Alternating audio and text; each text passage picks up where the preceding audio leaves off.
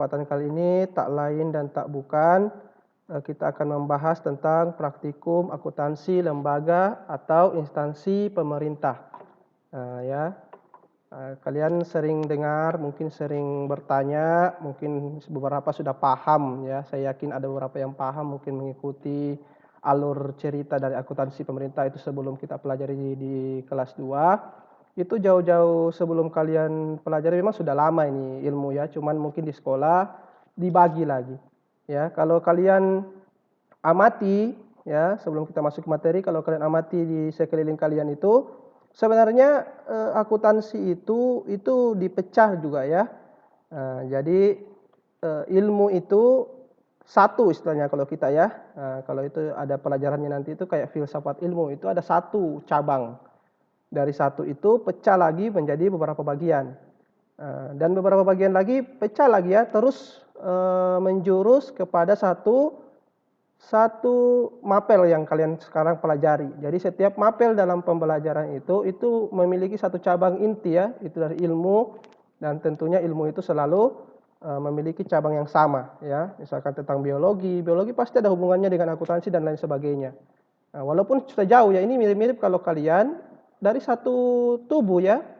Satu tubuh itu Adam. Ya, Adam diciptakanlah Hawa, dan dari Adam dan Hawa menghasilkan semua bercabang menjadi sampai kita saat sekarang. Kurang lebih seperti itulah ilmu. Ya, kalau kalian ingin pelajari lebih lanjut ya silakan cari-cari ya, cabang akuntansi itu dari mana sebenarnya asalnya. Ilmu apa sebenarnya awalnya itu akuntansi. Ya, karena di dalamnya ada menghitung, berarti ada matematika dong. Ada pengertian, berarti ada ekonomi. Ya, kita juga mempelajari tentang meracik harga pokok dan lain-lain, berarti ada biologi juga di dalam. Ya, banyak sebagainya, ada bersangkut pautkan ya. Jadi pada kesempatan kali ini kita mempelajari tentang praktikum akuntansi lembaga atau instansi pemerintahan. Ya, jadi saya akan share dulu materinya. Sabar ya. PowerPoint, oke. Materinya sudah tampil di layar kalian?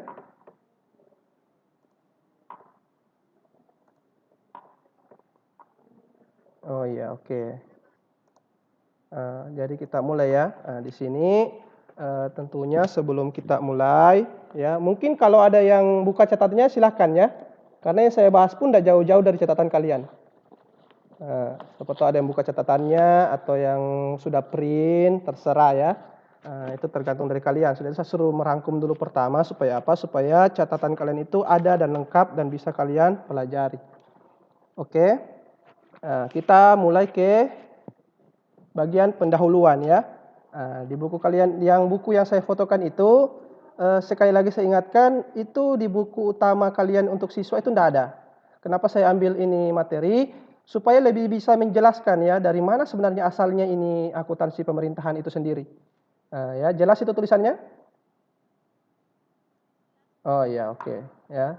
Jadi untuk supaya kalian tertarik mempelajari hal ini, tentu kita harus mengetahui seluk-beluk asal muasal kenapa bisa sampai ada akuntansi yang khusus di pemerintahan. Apakah beda? Kurang lebih seperti itu ya. Kok apa bedanya? Kan kita sudah belajar akuntansi, kenapa lagi ada cabang akuntansi pemerintahan ya?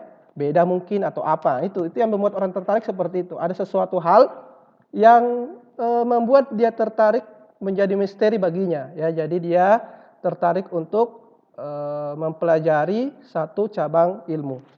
Salah satunya ini ya. Jadi sekali lagi yang saya share itu di buku kalian itu buku waktu saya kuliah dulu, dan menurut saya bahasanya lebih mudah dimengerti dan ini bisa menjadi dasar kalian sebelum masuk ke materi-materi selanjutnya. Oke. Kita lanjut ya, di bagian pendahuluan itu dibahas atau disinggung tentang akuntansi sektor publik ya, dan beberapa teman kalian juga saya kurang tahu kelas ini atau di kelas yang lain ya, sama-sama saya berikan tugas untuk merangkum. Ada yang bertanya ya, Pak, di situ kan dijelaskan sektor publik itu seperti apa ya, dan sektor bisnis itu seperti apa. Dia masih bingung, bingung membedakannya ya. Jadi kurang lebih saya gambarkan secara garis besar. ya, sektor publik itu apa? Nah, jadi sebelum kita masuk, kita pasti paham betul bahwa di akuntansi itu mencakup segala sesuatu, lembaga, perusahaan, dan lain-lain. Tapi di satu sisi ya, ini kita lihat dari sisi tujuan perusahaan itu dibuat. Tujuannya, pasti ada tujuannya. Kalau dalam ilmu ekonomi itu kalian pasti kenal tujuan segala sesuatu untuk mempelajari ekonomi adalah keuntungan. Namun ada beberapa hal tidak serta-merta keuntungan tersebut harus bersifat uang. Ya, dalam hal ini dalam akuntansi dipandang ada dua sisi. Yang satu untuk sektor bisnis yang lebih menitikberatkan keuntungan, dan yang kedua yaitu sektor publik yang menitikberatkan pada layanan masyarakat atau di lembaga di luar keuntungan. Jadi kita bagi dua saja langsung ya. Keuntungan berarti sektor bisnis. Kalau tidak untung dia cari berarti sektor publik. Paham? Bagaimana paham penjelasan saya? Ya, jadi kita bagi dua dari segi tujuan instansi tersebut dibuat. Jadi dari sektor bisnis kah atau sektor publik ya, ini. Jadi satu cabang sudah terbentuk ya. Yang bisnis itu kalian pasti sering dapati atau sering dengar. Yang pertama jasa, dagang, manufaktur, kan? Sektor lain, sektor swasta dan lain-lain sebagainya itu dibilang sektor bisnis. Jadi keuntungan di situ pasti jelas-jelas keuntungan. Sektor publik ini ada cabang-cabang lagi atau ada jenis-jenisnya lagi ya. Salah satunya adalah pemerintah. Jadi sektor publik itu salah satu bagian dari salah satu bagiannya adalah akuntansi pemerintah. Mau daerah atau pusat atau provinsi terserah yang mana. Yang jelas masih pemerintah punya instansi maka itu masuk di sektor publik ya. Publik. Nah, kita pakai bahasa Indonesia saja. Publik ya. Itu kalau publik itu biasa kalian sering dapati itu biasa orang bilang ini pelayanan publik ini pelayanan publik, ini milik publik. Maksudnya apa milik publik itu? Itu adalah segala sesuatu yang bisa digunakan bebas oleh seseorang yang ingin memanfaatkannya, itu publik namanya. Ya, ini konsumsi publik maksudnya itu untuk masyarakat dan lain-lain. Ya, itu umum kalau kita bilang ya, siapapun bisa menikmatinya selama dia butuh. Nah, itulah sektor publik yang tidak mengedepankan keuntungan ya, sebagai contoh misalkan ya itu taman-taman tidak perlu bayar. Kalau swasta pasti bayar, tapi kalau yang publik pasti tidak bayar, minimal cuma bayar parkiran barangkali atau dan lain-lain sebagainya ya. Ini kalau kayak lapangan di sini kan taman kota itu publik, yang bundaran dekat masjid sini juga itu publik punya, masjid pun itu publik punya ya. Akuntansi pun memiliki sektor tersebut. Kalau dia memiliki mengejar keuntungan maka sektor bisnis. Kalau tidak selain keuntungan maka dia disebut sektor publik. Dan publik ini bukan cuma pemerintah ya, ada yang lain. Ada yang lain seperti ya lembaga non laba itu atau nirlaba. Nah, itu kayak akuntansi untuk masjid, rumah-rumah ibadah, gereja ya, pura dan lain-lain sebagainya. Itu kalau salah satunya ya. Ada juga yang lain, apa itu? Misalkan organisasi-organisasi kemanusiaan yang tidak menginginkan keuntungan ya, hanya ingin membantu memang untuk publik. Maka akuntansi yang dipakai adalah akuntansi sektor publik. Ya, paham ini sampai di sini? Ya, jadi sudah paham sektor publik itu apa? Ya, dan apa bagian-bagian dari sektor publik ya, dan lembaga masyarakat pun masuk di situ ya, di sektor publik. Desa pun masuk di situ karena desa itu salah satu bagian dari pemerintah, maka masuk di sektor publik. Jadi dari hal tersebutlah maka muncullah sektor publik. Dan kenapa yang kita ambil di sekolah, yang kita pelajari sekarang itu mengambil basis itu di sektor publik bagian pemerintah. Kenapa? Karena pemerintahlah yang paling sering kita dapatkan hari-hari. Dimanapun pasti ada. Nah, itulah kenapa yang menjadi contoh dalam pembelajaran adalah sektor pemerintah. Ya, jadi di desa pun ada pemerintah. Di kampung-kampung yang sunyi pun pasti ada pemerintah. Ya, nah, ini yang dimaksud ya. Kenapa? Itulah yang diambil sebagai contoh. bukan yang lain. Nah, itu ya, jadi asal muasal kenapa sampai praktikum akuntansi pemerintah diambil bukan yang lain, maka salah satu alasan karena ini paling umum dan paling sering kita jumpai dalam kehidupan sehari-hari ya. Dan yang paling dekat dengan aturan yang berlaku. Ya. Di sini di bagian kedua, sektor publik sudah jelas itu apa, sudah jelas tadi ya. Apa hubungan antara sektor publik dan sektor bisnis? Yang tadi itu ya, dia satu sektor, satu cabang tapi berbeda tujuan ya. Publik apa, sektor bisnis, keuntungan publik untuk pelayanan masyarakat ya. Dan apa yang dipelajari dalam praktikum akuntansi lembaga atau instansi pemerintah di mapel kita ini nanti ke depan itu jelas semua aturan-aturan yang berlaku dalam akuntansi pemerintah atau akuntansi sektor publik. Ya, jadi semua hal-hal yang berbeda yang mungkin saja ada kesamaan tapi pasti ada juga perbedaannya dari sektor bisnis itu sendiri. Maka kalau kalian di akuntansi perusahaan kalian pelajari tentang akuntansi bisnis, di akuntansi dasar kalian pelajari tentang sektor bisnis, maka pada saat sekarang ini di mapel ini kita akan pelajari tentang sektor publik. Dalam hal ini adalah lembaga atau instansi pemerintah. Kalian akan dapati di dalamnya apa-apa saja yang beda. Ya.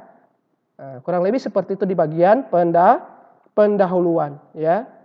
Itu kalau ada yang sebut publik, maka kita bisa sebut juga akuntansi pemerintah. Karena itulah yang paling umum, orang paling tahu. Kalau kita bilang sektor publik, apa itu? Tapi kalau kita bilang akuntansi pemerintah, orang paling pemerintah punya. Cara akuntansinya bagaimana? Itu kurang lebih. Ya, jadi sampai sini ada yang mau ditanyakan? Silakan ya, kalau mau bertanya bisa lewat chatting yang samping kanan itu, atau bisa aktifkan mic-nya lalu bertanya. Ya, silakan. Sebelum kita lanjut ya, silakan kalau ada yang ditanyakan.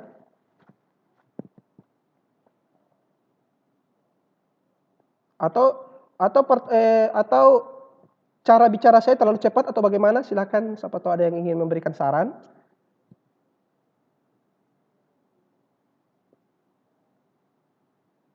Ya, bagaimana? Sudah jelas. Nah, mudah-mudahan kalian paham ya. Karena itulah yang saya harapkan ya. Karena saya ingin berbagi, andaikan bisa saya copy paste isi otak saya ke kalian supaya saya tidak perlu mengajar, saya copy paste saja ya. Walaupun mungkin resikonya tinggi, yang jelas saya copy paste saja apa yang dapat saya sampaikan, saya copy paste supaya kalian langsung paham, tidak perlu belajar lama-lama ya. Cuman dunia tidak seindah itu ya. Oke, kita lanjut. Kita lanjut ke bagian yang kedua di materi yang kalian rangkum itu ya. Kalau tadi pendahuluan itu kayak pembukaan, pemanasan lah istilahnya ya.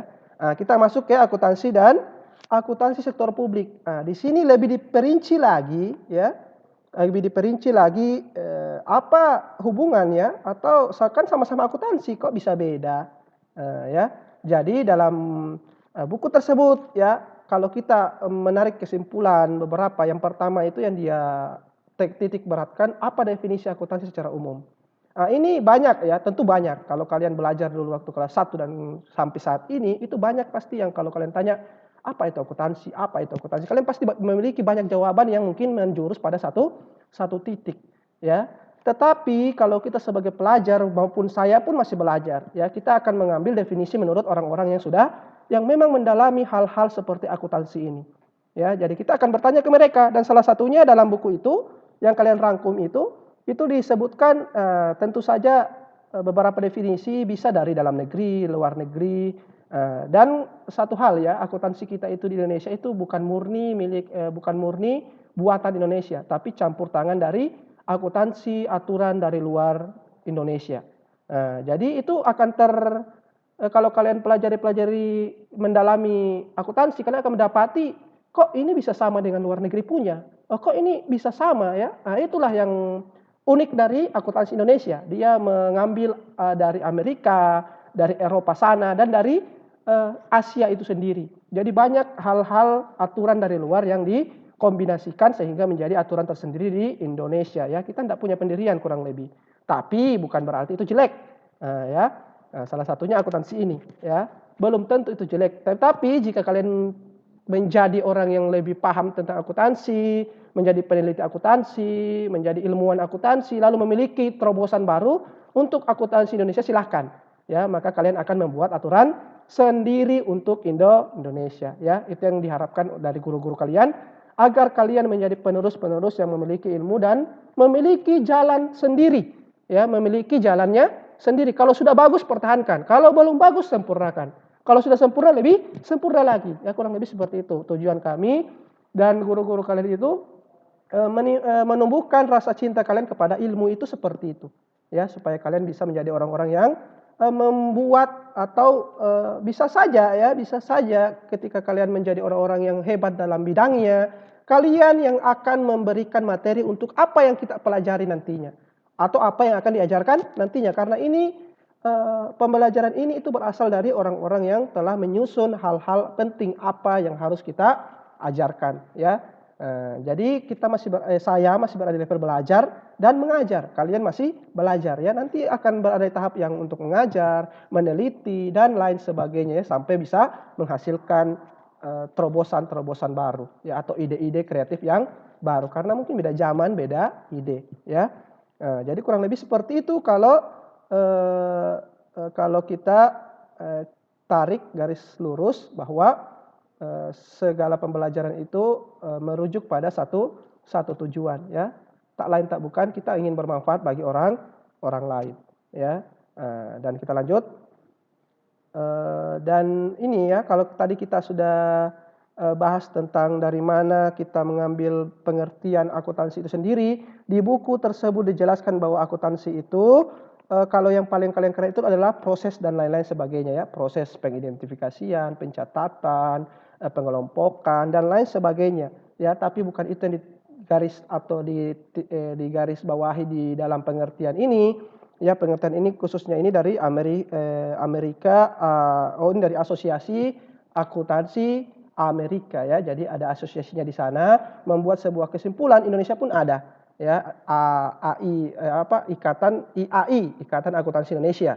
Ada juga SAK, Standar Akuntansi Keuangan. Ada juga SAP, Standar Akuntansi Pemerintahan. Ya, jadi banyak hal-hal. Namun dalam buku ini, dan menurut saya ini yang bisa menjelaskan, ya, dari mana asal muasal sektor publik dan pemerintah itu. Nah, di sini dia garis bawahi bahwa akuntansi adalah suatu proses, ya, bla bla bla dan lain sebagainya, dari suatu organisasi atau entitas. Ya, organisasi di sini kalian sering sebut itu perusahaan. Ya, kalian sering sebut perusahaan. Entitas itu kayak instansi atau sesuatu kesatuan, ya, yang membentuk satu kesatuan. Kalau kita bilang usaha, ya, jadi bisa jadi perusahaan atau usaha yang dijadikan sebagai informasi dalam rangka mengambil keputusan ekonomi oleh pihak-pihak yang memerlukan. Kita garis bawahi organisasi atau entitas yang disebut di sini. Nah, kita tarik garis lurus ke belakang tadi di pendahuluan kita bahas bahwa ada 2 cabang nanti. Organisasi itu kan 2 tujuan, satu untuk keuntungan, satu untuk masyarakat atau orang-orang secara umum, ya, untuk mendedikasikan dirinya untuk pelayanan kepada masyarakat. Itulah 2 tujuan, satu keuntungan, satu ingin sosial, ya, berbakti secara sosial atau bermasyarakat. Maka ini 2 tujuan inilah yang membedakan sehingga akuntansi itu bisa terbagi antara bisnis dan publik.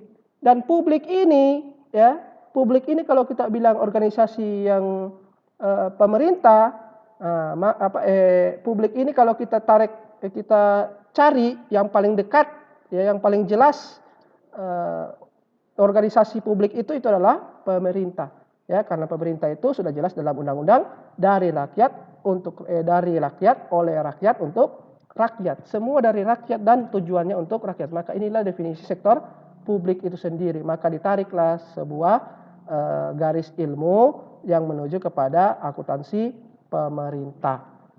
Ya, jadi itu ada hubungannya jelas, ya.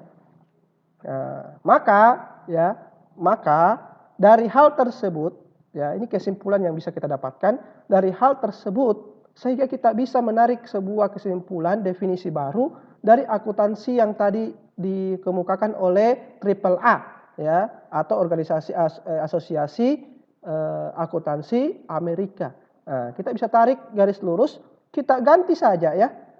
Dalam organisasi itu kita lebih tekankan lagi bahwa yang dimaksud dengan organisasi dalam sektor publik itu adalah pemerintah, LSM atau lembaga sosial masyarakat dan lain-lain ya, kayak untuk peribadahan, akuntansi rumah ibadah, akuntansi untuk pelayanan-pelayanan umum lainnya. Nah, ini ya, selama dia bukan untuk keuntungan maka bisa masuk di sektor publik. Dalam hal ini kita ambil yang paling umum adalah akuntansi pemerintah. Nah, ada yang mau ditanyakan sampai sini? Ada yang kurang jelas? Tidak ada. Ini tidak bertanya karena paham atau karena sudah error ini? Halo? Ini jangan sampai sudah tidur semua ini. Belum? Jelas apa yang dapat saya sampaikan? Ya, kalau ada pertanyaan silakan ya, bisa di chat situ, siapa tahu malu-malu ya, silakan ya. Saya akan jawab dengan ilmu yang saya miliki ya. Ketika kalian bertanya saya tidak sanggup jawab, maka saya bilang saya tidak sanggup jawab. Ya, mungkin saya pernah pelajari tapi saya lupa. Atau memang sama sekali saya tidak pernah pelajari ya. Karena saya pun masih belajar. Jadi kita sama-sama belajar, siapa tahu ada hal-hal menarik yang menurut kalian ingin tanyakan. Dan itu bisa membuat wawasan kita lebih luas, silahkan.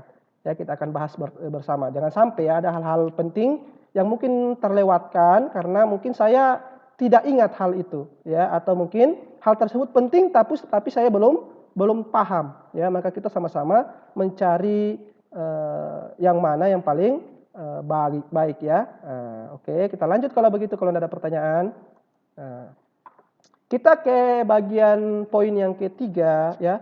Tentunya di sini kalian pasti sudah pelajari dari kelas 1 di akuntansi dasar, itu sering disinggung kenapa kita mempelajari ilmu akuntansi, karena ada sesuatu produk yang kita hasilkan. Dan siapa ya, pasti akan ditanya, siapa yang butuh itu produk. Nah, inilah yang dimaksud pengguna informasi akuntansi. Jadi kita itu sebagai bagian dari akuntansi, kita memiliki tujuan untuk mempelajarinya, menjadi ahli di situ. Salah satu tujuan utama kita menghasilkan sebuah informasi yang berguna, ya. Nah, ada sebuah kalau tidak salah ada sebuah pepatah itu, kalau dia informasi itu salah satu, kalau zaman sekarang ya, itu adalah hal yang terpenting dalam peperangan sekarang, ya. Kenapa? Karena kapan dia tahu itu informasi, dia bisa mendapatkan titik lemah atau memutarbalikkan apa yang dia tahu. Ya pasti kita dapati ya. Jadi jangan menganggap informasi itu kita dapat, oh ini yang benar, kita dapat, oh ini yang salah kayaknya, oh ini yang benar. Jangan. Kita harus mendalami, mempelajari, lalu bisa menarik sebuah kesimpulan. Ya sama kayak akuntansi. Kalau ada yang tanya, apa itu akuntansi? Kita tidak bisa asal-asal jawab ya. Kita harus memiliki informasi dulu. Tentunya kita belajar. Oh ini akuntansi ternyata. Jelaskan. Nah, dari mana ada ilmu kita yang kita telah dapatkan atau apa yang telah kita pelajari. Nah, itu ya.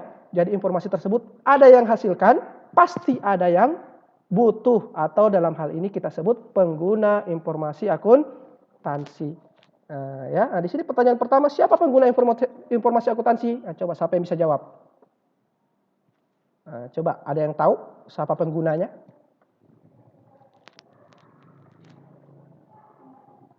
Pemerintah, masyarakat, siapa lagi? Cuma kantor-kantor, kreditur. Ini suka ngutang kayak ini ya, kreditur ya.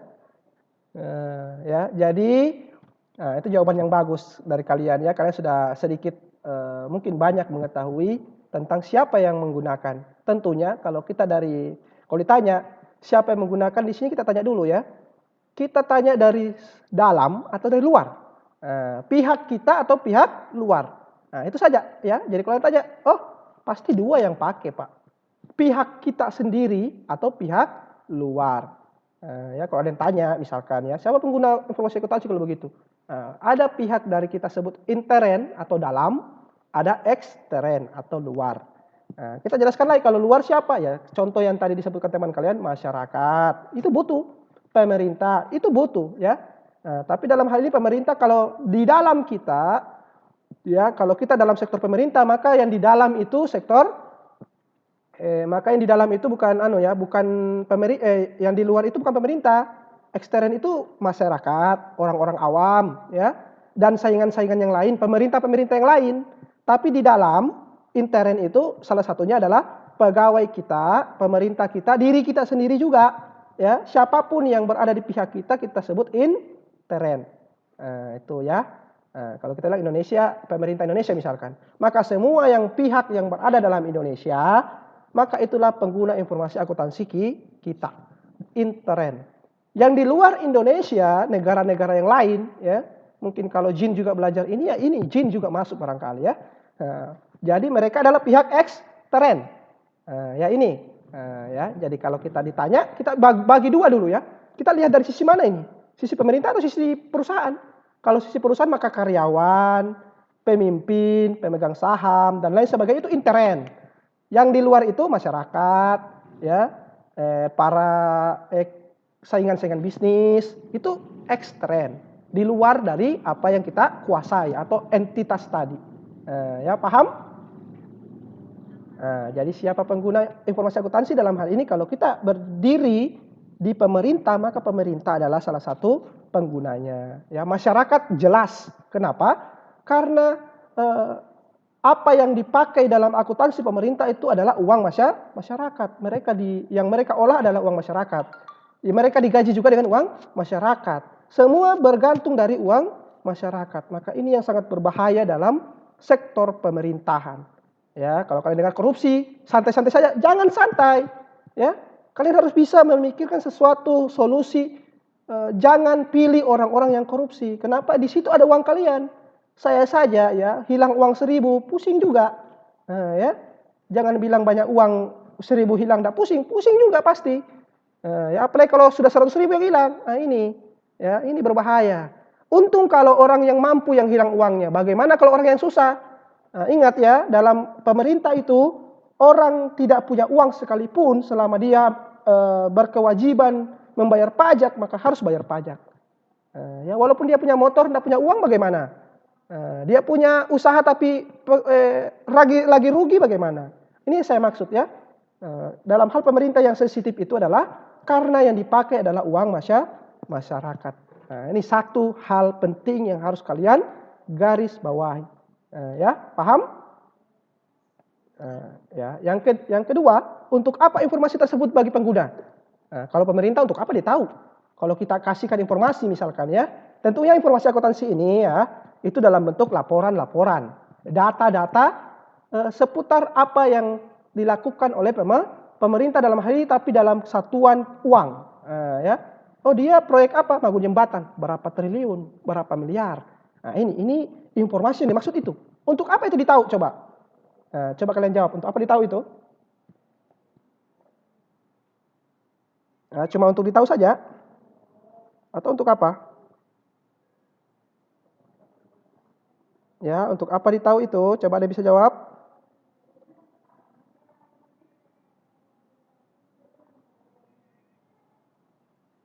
Ada yang bisa bantu saya?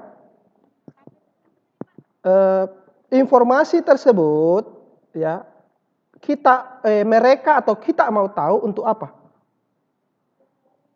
Apa gunanya kita tahu? Coba, ada bisa bantu saya? Kalau yang baca-baca atau merangkum materinya ini pasti tahu ya. Di buku itu sudah jelas. Sudah jelas terpampang nyata ya. Kalau kalian sudah cuma menulis saja, tangan kalian saja menulis, mata kalian membaca, masa tidak bisa ya? Ya lupa? Kenapa? Membantu apa? Ya, itu salah satunya ya, tepat sekali dari Jirana Ruslan ya, dan lain sebagainya. Saya yakin kalian semua pasti ada yang tahu, tapi mungkin malu-malu ya.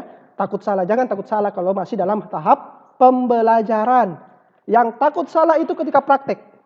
Paham ya? Kalau praktek salah, sudah kerja salah, jangan. Ini takut di situ, oke. Tapi kalau belajar jangan takut salah. Justru dari kesalahan tersebut kita bisa mempelajari sesuatu yang benar, ya. Jangan sampai kita belajar benar, ketika salah kita anggap juga itu benar. Maka kita harus seimbangkan. Ada yang salah, ada yang benar. Itulah fungsinya kenapa ada sisi buruk dan sisi baik. Supaya ketika kebaikan itu jelas baik. Dan keburukan itu jadi jelas buruk. Kenapa? Karena ada dua sisi yang berbeda. Ini ya, dalam pembelajaran kalian tidak masalah salah. kecuali kalian sudah kerja. Jadi habiskanlah jatah salah kalian di sekolah, jangan pada saat kerja. Jadi kerja jangan salah. Paham? Paham? Ya, mudah-mudahan kalian paham ya. Jadi kurang lebih seperti itu ya. Salah satu fungsinya supaya kedepannya kita minimal punya jawaban ya, punya jawaban atau punya planning atau rencana untuk mengatasi keputusan sebelumnya yang telah kita ambil. Misalkan ini. Kalian kan kebanyakan perempuan, ya. Perempuan itu gampang gemuk katanya, ya. Ada juga yang kurus terus, ya. Ini misalkan ya, kalian lagi diet. Ini misalkan, atau jangan diet ya, yang sering-sering dilakukan wanita zaman sekarang yang glowing itu ya. Yang mau mukanya mau berminyak itu ya. Oke. Jadi kurang lebih seperti ini ya. Saya contohkan fungsinya apa, ya. Kalian ingin cerah wajahnya. Percobaan pertama, kalian memakai satu produk. Misalkan ya, oh ternyata efeknya ini. Kalian catat, paham ya? Ini akibatnya. Lalu kalian coba produk yang lain. Ternyata lebih daripada produk yang pertama. Maka keputusan kita bisa ambil, ini lebih baik daripada produk yang pertama. Terus, kalau kita tidak pakai apa-apa bagaimana? Ini yang terjadi, lebih parah. Maka itulah keputusan. Ya, keputusan yang bisa kita ambil di masa yang akan datang, itu yang dimaksud. Jadi untuk apa informasi tersebut kita tahu? Supaya kita bisa meminimalisir segala sesuatu yang tidak kita inginkan di masa yang akan datang. Tentunya kalau dalam pemerintah, agar supaya uang yang dipakai, uang masyarakat yang dipakai, itu lebih efektif dan efisien. Lebih tepat sasaran dan lebih menghemat waktu dan energi. Itu ya. Itu fungsinya salah satunya. Paham? Ya. Jadi yang ketiga, aturan apa yang dipakai dalam pembuatan sampai penyajian informasi tersebut? Ya, ini kalau kita sebagai pengguna, kita pasti tanya dong, itu kamu bikin atau kamu kasih lihat ke kami itu ada aturannya tidak? Ya, sama kalau kayak kalian lihat sesuatu, misalkan begini caranya, misalkan ya menjahit, itu dari mana kau tahu aturannya seperti itu? Ya, aturan-aturan seperti itu penting dalam hal pembelajaran. Kenapa? Supaya kita ketika ditanya kita tahu. Kamu kasih tahu saya itu dari mana? Saya dari sini. Saya tahunya dari ini, dari buku ini misalkan, ya, atau dari si dia, ya, siapapun ya. Ini yang dimaksud dengan aturan apa yang dipakai dalam pembuatan sampai penyajian informasi tersebut. Dalam hal ini ya, yang saya tadi pernah sempat singgung, dalam pemerintah ya, kalau dalam akuntansi bisnis itu ada SAK. Standar Akuntansi Keuangan. SAK tersebut diperinci lagi di PSAK atau Pernyataan Standar Akuntansi Keuangan. Di dalam ya pembelajaran kita nanti ke depan, kita akan sering menyinggung yang namanya SAP. SAP ya. Standar Akuntansi Pemerintah, ya. Ini siapa yang bersuara? Nurul Fadlun ya, oke ya, matikan dulu, jangan mengganggu temanmu ya.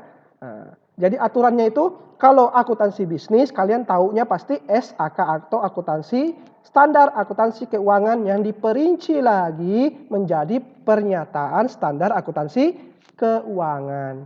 Kalau di pemerintah di pembelajaran kita ini itu SAP, standar akuntansi pemerintah, diperinci lagi menjadi PSAP, Pernyataan Standar Akuntansi Pemerintah. Itu ya. Ya, jelas? Ya, jadi aturannya ada. Siapa yang buat? Ini pasti tanya, siapa yang buat itu aturan? Tuhan kah atau siapa ya? Apakah presiden yang buat? DPR, MPR, dan lain sebagainya. Jawabannya ada suatu badan khusus di pemerintah yang ditunjuk dan kerjasama dengan pemerintah untuk membuat standar akuntansi pemerintah. Ya, dalam hal ini asosiasi atau sebuah persatuan dalam hal bidang ilmu yang dipelajari. Ya, oke. Ada yang mau ditanyakan?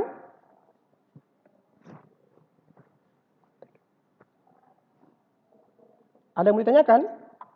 Iya, sampai sudah tidur semua ini.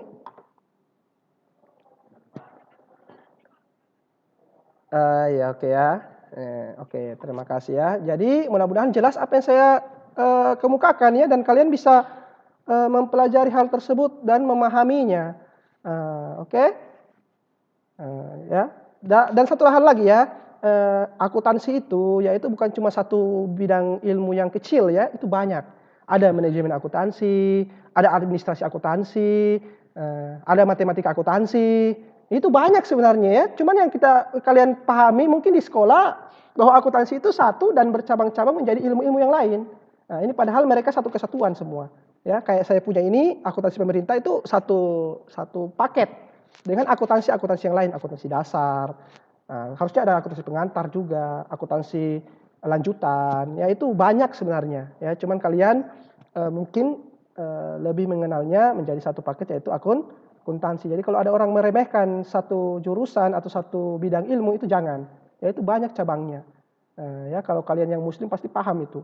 Dalam Al-Quran saja beda-beda ilmunya ya.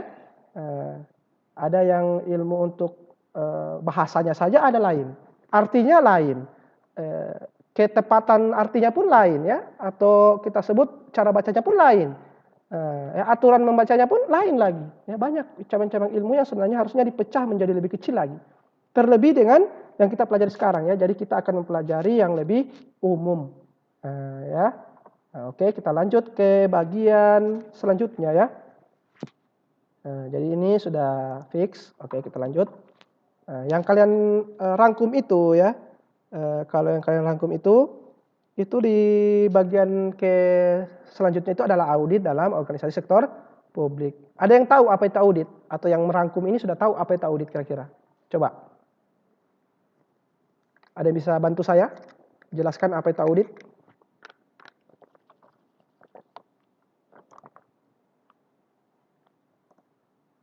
Ya, ada yang bisa bantu saya jelaskan apa itu audit? Silahkan ya.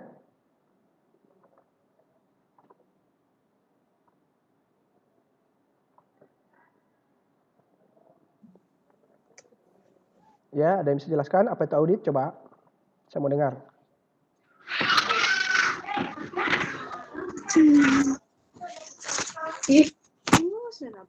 Ya, enggak tahu apa itu audit? Enggak. Coba.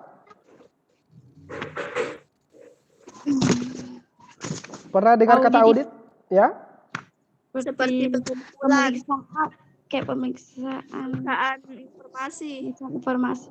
Ya, oke ya. Jangan ragu ya, jangan ragu. Kalau kalian kalau kalian bicara ya atau menjawab, jangan ragu dengan jawaban kalian ya. Jangan.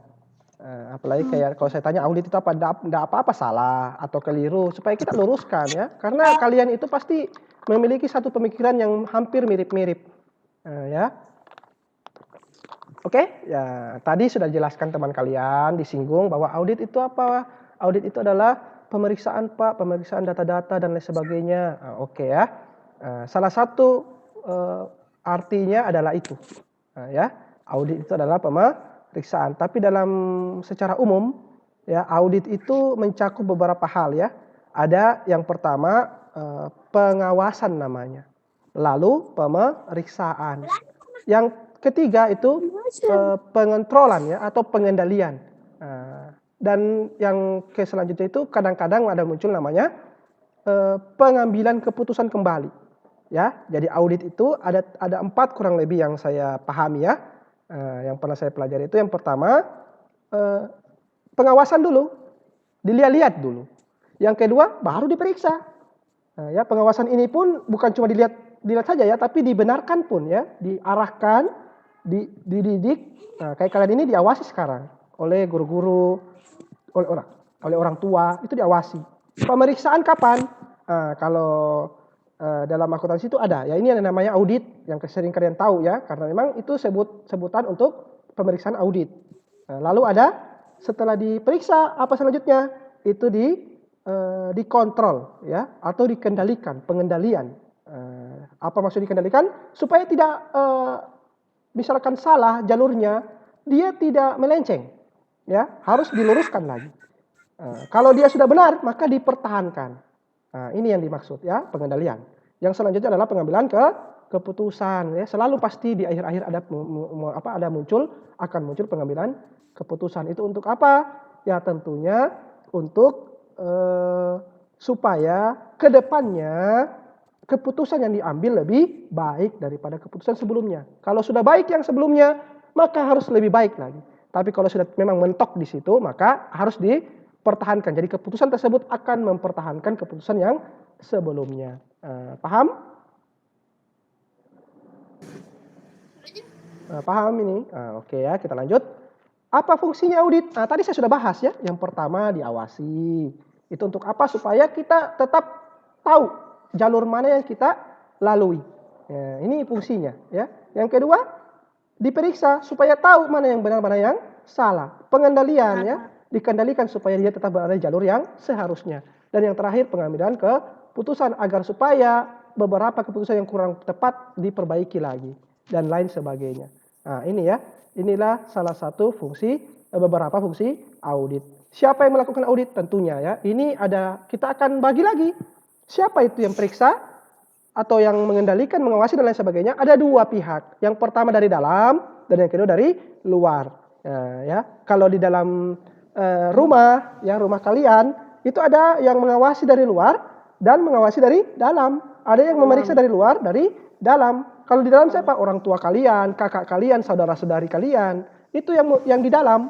Di luar siapa? Itulah masyarakat, polisi, tentara, lain sebagainya. Ini dari luar.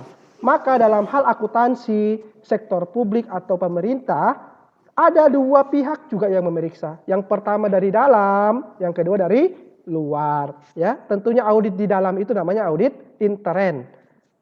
Kalau di luar namanya eksternal biasa ya. Jadi kalau di luar itu X, di dalam itu in. Paham? Kalau ditanya lebih tepatnya siapa? Ini tentunya ya. Kalau di luar ada BPK, direktorat. Itu kalau di pemerintah ya. Ada beberapa instansi khusus yang ditunjuk oleh pemerintah. Kalau di dalam tentunya dibentuk sendiri oleh misalkan sekolah dibentuk sendiri pasti. Mungkin guru-guru yang periksa atau siapa ya. Pasti ada pengawas di dalam dan pengawas di luar pun pasti ada. Nah, ini dua yang selalu ya. Supaya apa? Supaya tadi itu fungsinya tadi itu ya. Yang kita bahas sebelumnya itulah fungsinya kenapa harus ada audit. Ya. Dan kesimpulan yang dapat diambil apa kira-kira? Ya, ada yang bisa simpulkan?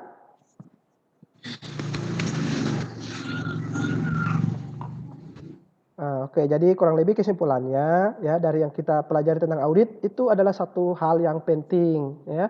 Sama kayak sekarang ya, kalau kalian online begini, saya periksa itu penting tidak? Jawabannya penting. Kalian kerja tugas penting tidak? Jawabannya penting. Ya, saya absen penting tidak? Jawabannya penting. Nah, itu semua salah satu bentuk dari audit. Guru-guru mengaudit kalian jelas ya.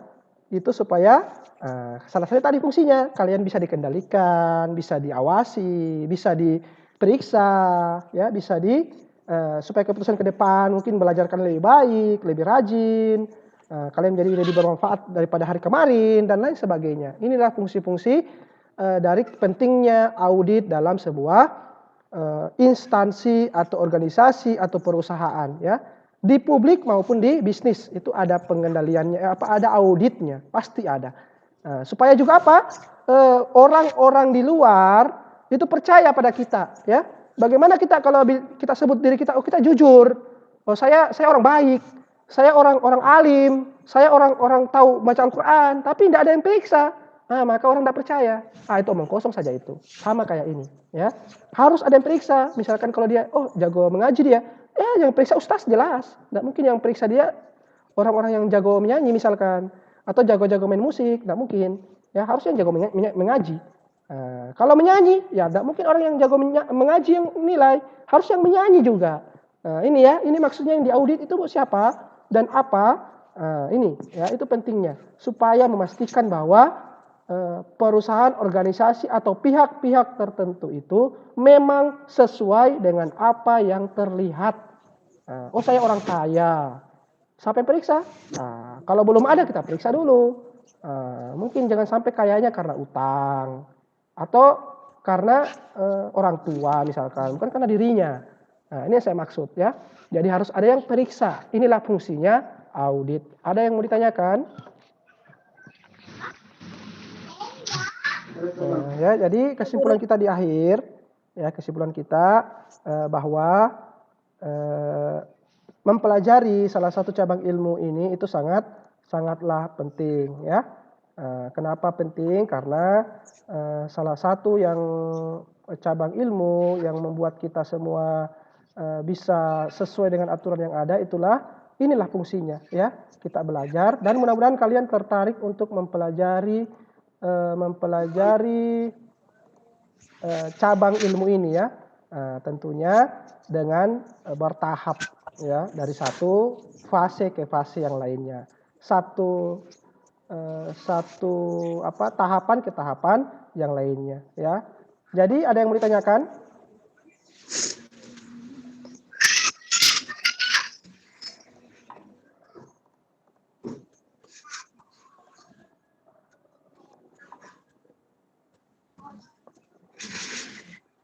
Oke, ya. Jadi yang terakhir ya, kembali saya ingatkan kepada kalian semua bahwa kalau kalian dalam pembelajaran itu silahkan diulang-ulang, dibaca-baca, karena setiap kalian membaca pasti ada perbedaan-perbedaan yang kalian dapati. Ya jangan lelah membaca atau jangan lelah membaca atau belajar ya. Kenapa? Karena kalian masih dalam memang tahap masanya belajar. Ya karena kenapa? Karena banyak orang-orang di luar sana termasuk saya sendiri ya yang menginginkan nafsu belajar itu tinggi terus ya, tapi kadang-kadang memang mungkin karena pengaruh umur dan lain sebagainya itu sangat-sangat berpengaruh, dan waktu juga ya. Kalau dulu mungkin saya masih dalam proses belajar, tidak pikir makan besok apa ya, tidak pikir bagaimana bulan depan lagi hidup bagaimana ya, apa yang mau dibeli sebentar. Kalian kan masih dalam tahap pembelajaran, masih bisa menikmati indahnya belajar ya, fokus belajar.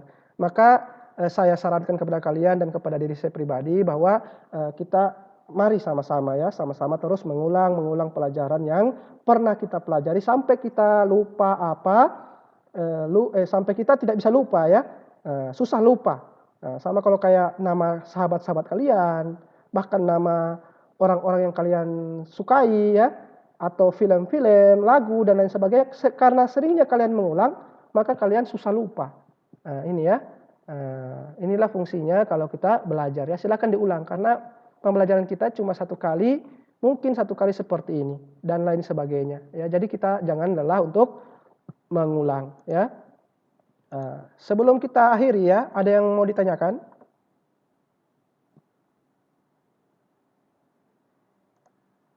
Ya, ada yang mau ditanyakan?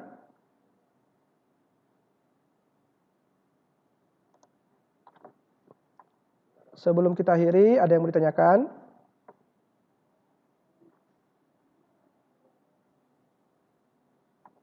Ya, tunggu ya, saya absen dulu kalau begitu ya. Kita masuk ke sesi absensi kelas 10, 11, AKL berapa kalian? AKL 3, Pak. AKL 3. Ya, jadi saya sebut namanya, tampilkan dulu wajahnya ya. Supaya saya tahu kalian tidak tidur. Jangan sampai kalian tidur, saya sibuk mengajar, kalian sibuk tidur ya, jangan. Oke, saya mulai dari ini. Ada yang keluar tadi kayaknya satu orang ya.